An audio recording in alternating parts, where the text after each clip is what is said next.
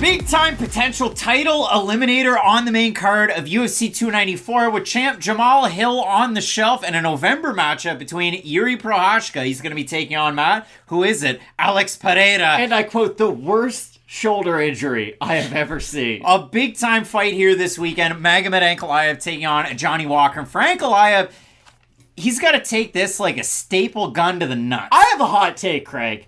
I don't know why the odds... Okay, I understand why the odds are where they are. But you're going to ask me where the Tapology votes are near the end of this video. But let me set them, because I'm going to put them in a ridiculous rate. Because I think this fight is way closer than it should be. We're going into retirement soon. I'm taking Johnny Walker in this fight.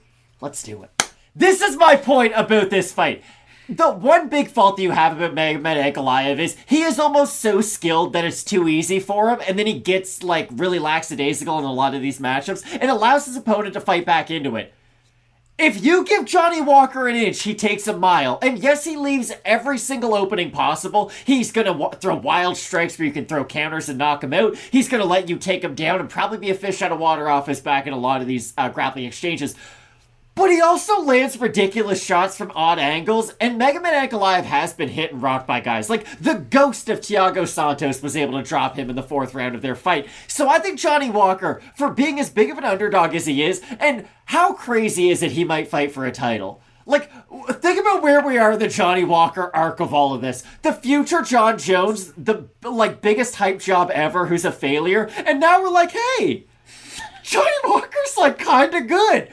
And I'm glad we're on the same page with this, just because Ankalaev has that one big hitch to his game, which is, I'm gonna just, I'm gonna fuck around every now and then. And I don't think you can mess around with a guy like Johnny Walker. So Magomed Ankalaev on Tapology right now, they show him as a minus 345 favorite. He was listed on the broadcast as a minus 345 favorite against Jan Blachowicz. And that fight scored a split draw. Mike Bell scored the 1st to the 3rd round for Blachowicz. Round 4, round 5 for Ankalaev. Derek Cleary scored rounds 3 and 5 for Ankalaev. Round 5 is a 10-8. Sal D'Amato scored round 1 to 3 for Blachowicz. Round 5 was a 10-8 for Ankalaev. So overall, I scored that fight 49 to 46 for Ankalaev. I thought Ankalaev won that fight. I could see where you make an argument for a 10-8 in the 5th round, but I'm not an MMA judge. But regardless, I thought Ankalaev got the win. I was really surprised in the aftermath. They called it a split draw. Dana White never makes rash decisions after a fight, but at the press conference, he's like, listen, the next one, Glover Teixeira is going to fight Jamal Hill for the title. Screw it. That was a pretty good fight, though. We're doing it live. But for Ankalaev, he's been off since UFC 282. That was back last year, or in December. For Johnny Walker, you look at the losses, you look at the wins. Let's look at the last 3 wins. He beats Ioan Cutelaba. Both these guys have it in common. For Ankalaev, his second time out, Ankalaev got a performance bonus. Walker goes out there and submits him. Paul Craig grabs a leg kick and then eats a backwards hammer fist and gets knocked out. For Johnny Walker, his last time out, he's fighting like, what the fuck? He's taking on Anthony Smith, and we shouldn't make light of it, but it was weird. Anthony Smith went through something in that fight, and Johnny Walker was able to pull out the winner by decision. But overall, when you look at this match, Ankalaev training back home for this one, out of a fight camp that's bad. It's bad. On the international stage, not good. Bad. Johnny Walker training out of SBG Ireland, and I'll throw up a picture there for Johnny Walker. He has Thomas Carty in his gym. A big heavyweight boxer who's 6-0. He's a southpaw. His last 5 wins are by knockout.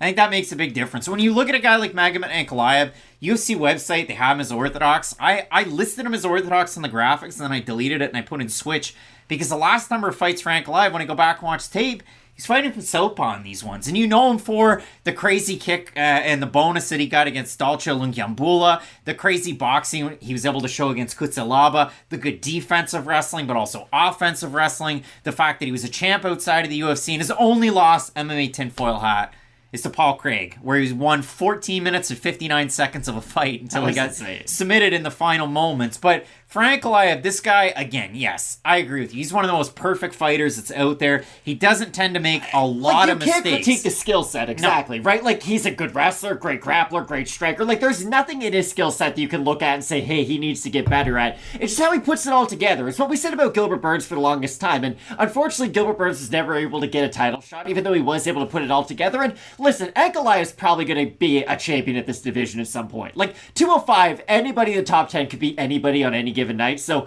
I do think Ankalaev at one point, probably sooner rather than later, is going to get a title shot. I just think, oddly enough, stylistically in this matchup, if he finds himself on the back foot, Johnny Walker is one of the few fighters who will go for broke trying to get the knockout win. And he's going to leave himself out there and he's going to get knocked out. More than likely. More than likely, but Ankalaev, we all see it. He'll just wait back with his hands down. And I think a lot of his opponents have the respect of, hey, if I do get out of position, I'm going to get knocked out. I just don't think Johnny Walker's going to have that hesitation in his game, and I think it's going to give him the best chance to win. And there were spots like that in Ankalaev's fight against Volkanovski, where he's getting hit. And Uzdemir, he's had a career resurgence of late, but again, you look at the odds, Ankalaev, a heavy favorite in this one. We have a look at the Topology vote. Surprised us there to you.